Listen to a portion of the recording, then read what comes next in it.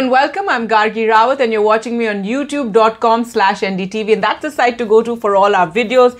Every day we ask you, the viewers, to log on to youtube.com/NDTV and go to our pick the story you want to follow on NDTV 24/7, and we give you 5 stories. And let's just take a look at the 5 stories that we which were our top 5 stories today. Donald Trump, ahead of his visit to India, has just a few days to go, and he says not treated very well by India. He's referring to trade. He's also said there's not going to be any big trade deal at this visit, though he's going to wait till after elections. But he does say he likes Prime Minister Modi very much.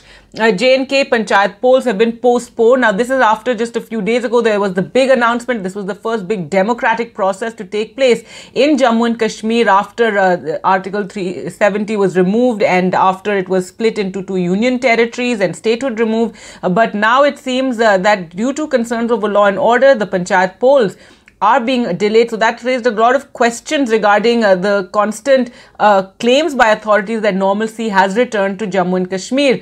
The Ram Temple Trust first meeting will take place today, and this was announced by the Prime Minister in the Lok Sabha, the setting up of this temple trust, and they are going to be meeting today in Delhi at 5 p.m. and it's expected that they will perhaps decide on the date for starting construction of the Ram Temple at Ayodhya. Now, the telecom crisis continuing, and the question in everyone's mind is, will Vodafone survive? The Vodafone owes thousands of crores to the government, and it's been asked to pay it up by the Supreme Court. However, Vodafone can't pay it up right now, and if they are forced to do so, then they have said they'll have to shut shop. And this is a very tragic story from Assam, worrying and, something to concern everyone. Assam woman who is struggling to prove her citizenship. She has some 14 to 15 documents which she has provided to the authorities and to the court.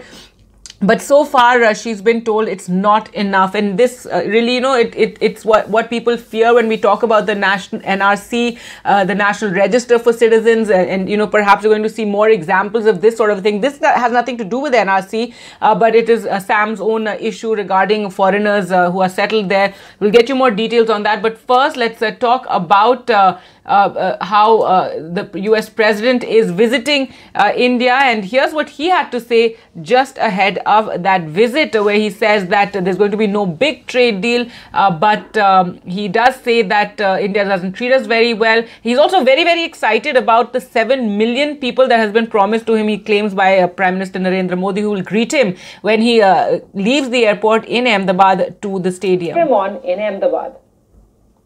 Well, we can have a trade deal with India, but I'm really saving the big deal for later on. We're doing a very big trade deal with India. We'll have it. I don't know if it'll be done before the election, but we'll have a very big deal with India.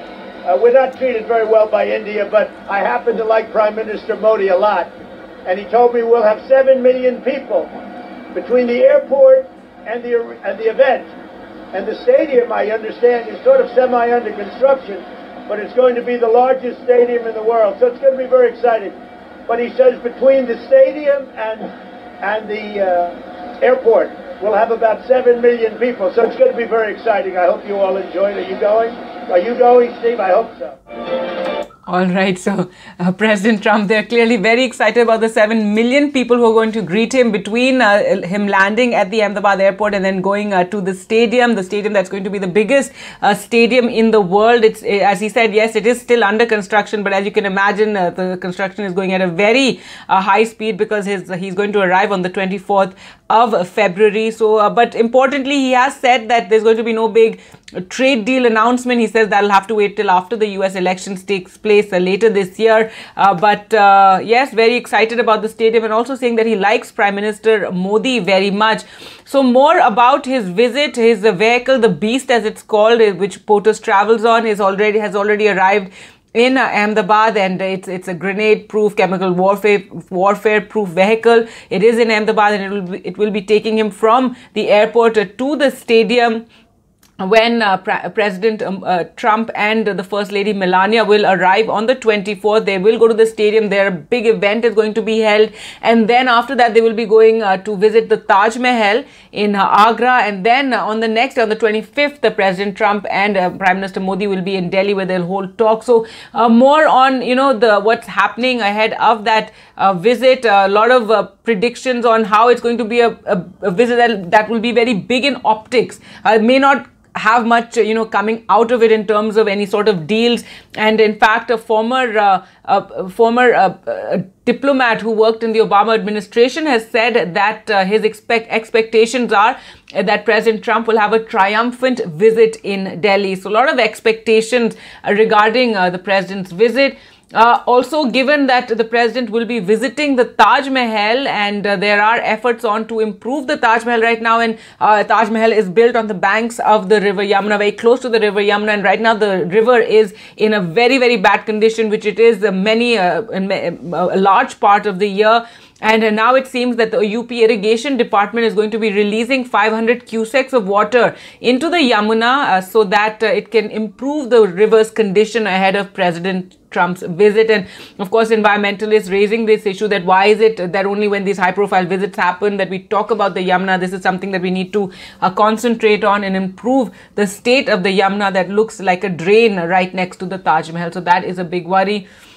The other big story, the crisis in Vodafone and in the telecom industry, and officials in Vodafone are waiting for a political call on the telecom crisis. So they're really waiting to see what will happen, given that the Supreme Court has pulled up all the telecom operators. All their bosses have been asked to appear before the Supreme Court on the 17th, and questions have been raised about the non-payment of the lakhs of crores that are pending, according to the Supreme Court, in dues to the government. Now, Vodafone, which claims that they have Vodafone Idea, has incurred a loss of 2 lakh crore over the last decade, it says, and it can't afford to pay this amount. The total sum to be shelled out may come to around 25,000 crore, and they've said that if they're asked to pay this up right up front, they can't afford it, and they'll just have to shut. And that means that all the subscribers to Vodafone will have to switch to the other telecom companies, and of course thousands of people are going to lose their jobs. So they are waiting